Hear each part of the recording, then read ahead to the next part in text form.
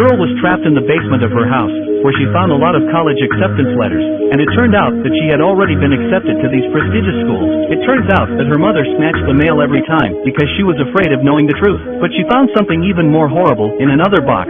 Chloe was not even born to that woman. Her daughter died shortly after birth due to congenital paralysis. A particularly upset mother stole a baby from the hospital and made the baby's legs paralyzed by giving her daily medication. For 18 years, Chloe had no contact with the outside world. Just then, the mother burst in.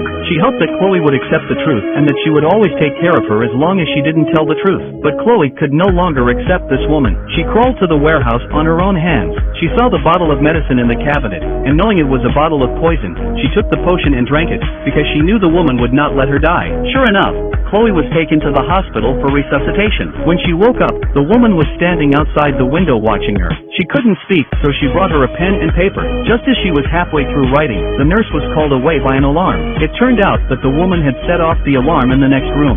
Seeing the nurse leave, she pushed Chloe to leave the hospital. Chloe kept asking passersby for help with her eyes. When the nurse returned to the ward, she read what Chloe wrote and called the police. The police stopped the woman in front of the hospital, and just as she pulled out the gun she was holding, she was shot in the shoulder.